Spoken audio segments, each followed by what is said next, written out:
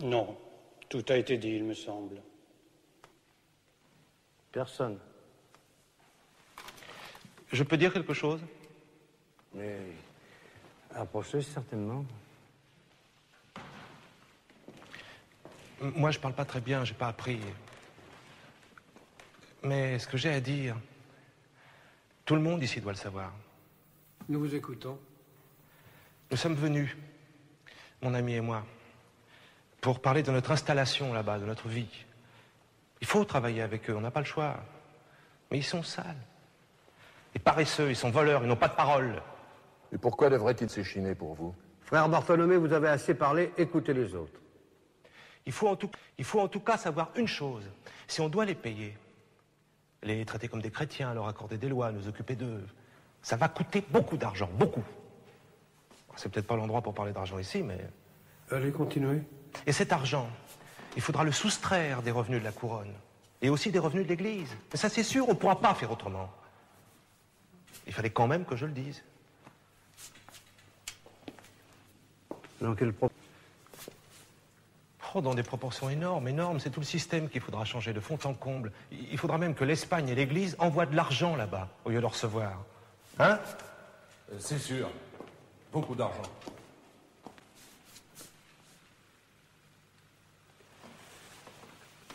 Vous qui les connaissez bien, dites-moi, pensez-vous qu'ils ont une âme? Moi, l'âme, je sais pas. Hein.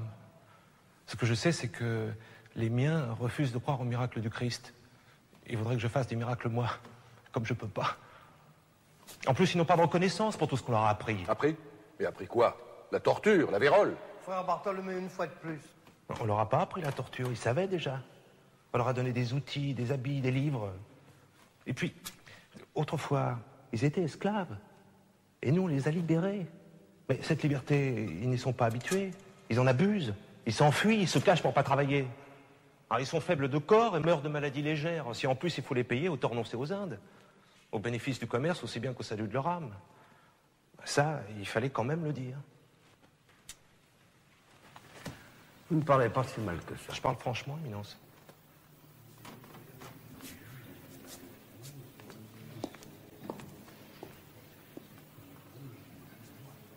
Nous allons nous interrompre ici.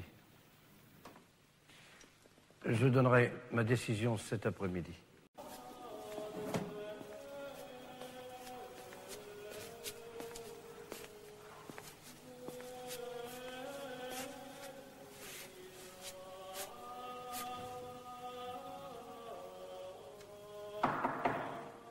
Oui, entrez.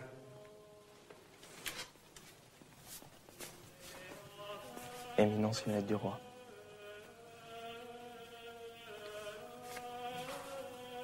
Vous ne la lisez pas? Je sais déjà ce que le roi veut me dire. D'autres me l'ont dit.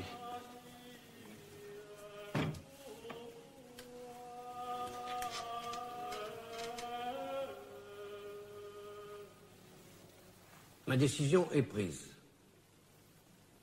Comme je l'ai dit, elle sera confirmée par sa sainteté et par l'Église tout entière.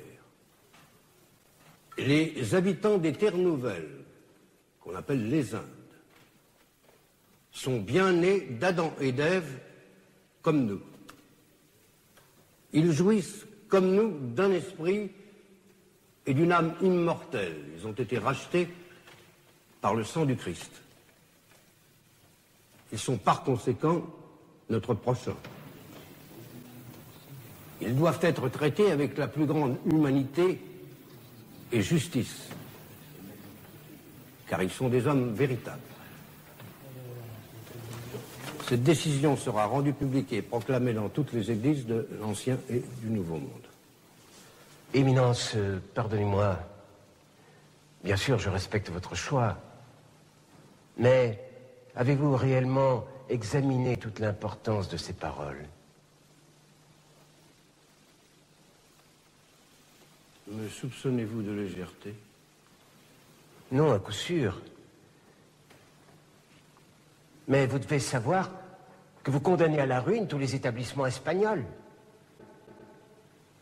Professeur, est-ce que je vous donne un instant J'ai l'impression de ne pas avoir réfléchi.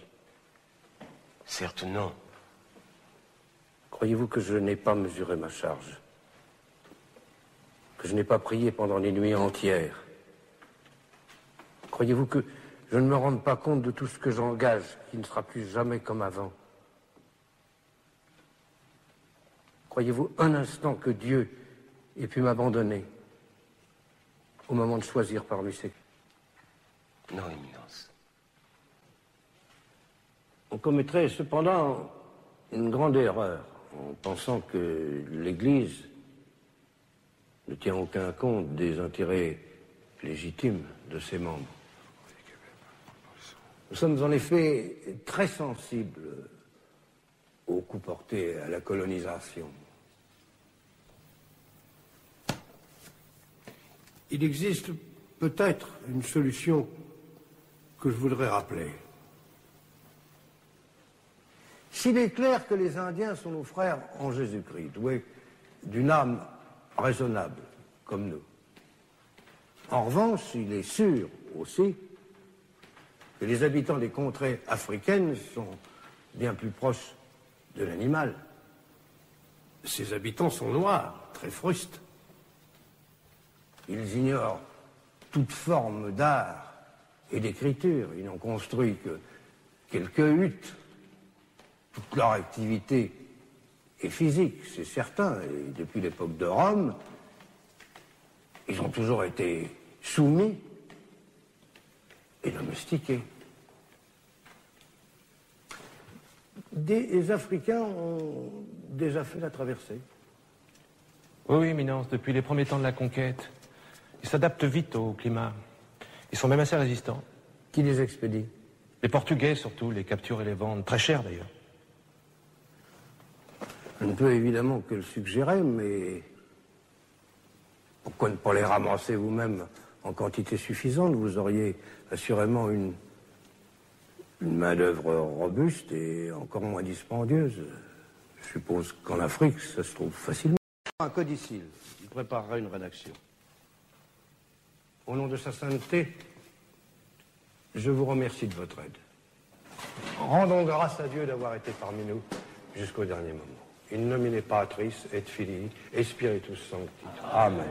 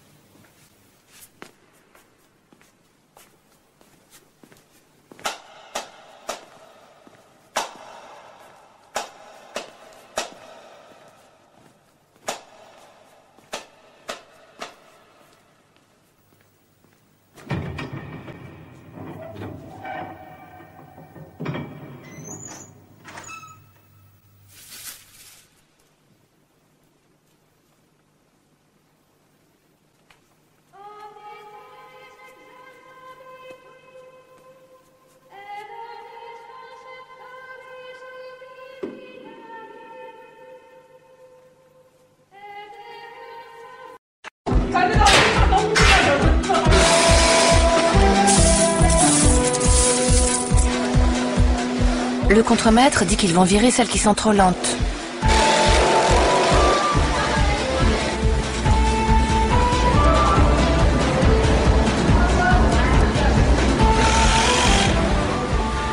Toujours pas de salaire, pas le temps d'écrire mon journal, les horaires de travail ont encore augmenté.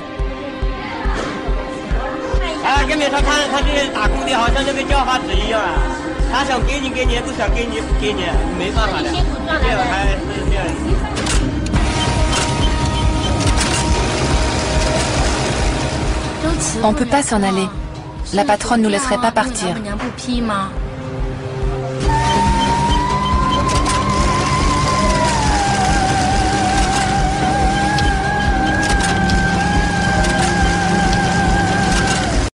moitié des chaussures à 3 bandes sont fabriquées en Chine. Mais le groupe envisage de fermer ses usines. Les ouvriers chinois seraient devenus trop chers.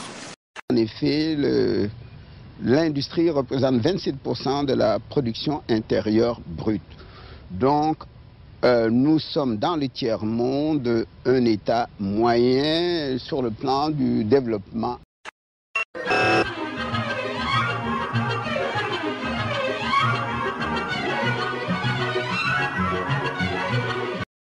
Le libre-échange est un très beau concept et tel qu'il a été imaginé au XVIIIe siècle, il avait certainement des mérites parce que c'est très logique de dire vous devez produire ce que vous produisez de mieux et de moins cher et l'échanger avec d'autres qui vont faire autant. Au lieu d'essayer de produire du vin en Angleterre, vous l'achetez au Portugal. Ça, c'est les Portugais vont acheter votre drap de laine. Ça, c'était l'exemple original de Ricardo. Bon. Mais les grands théoriciens du XVIIIe siècle n'imaginaient jamais que le capital serait, lui, libre d'aller où il veut et qu'une compagnie américaine ou anglaise pourrait aller investir en Chine, prendre avantage de la répression en Chine qui refuse des syndicats et qui donc a des salaires extrêmement bas, externalise, comme on dit, tous les coûts de l'environnement, n'est-ce pas, fait payer la société et la planète en général parce qu'elle pollue, mais c'est moins cher. Donc, au lieu d'avoir ce qu'on appelle un avantage comparatif, c'est-à-dire je produis le vin moins cher que vous et vous produisez le drap de laine moins cher que moi, ça devient un avantage absolu parce que mon capital est libre de partir là où il va trouver les conditions de profit les meilleures. Et c'est ceci qui fausse le commerce et c'est ceci qui fait que les transnationales, naturellement, veulent la plus grande liberté possible pour elles-mêmes.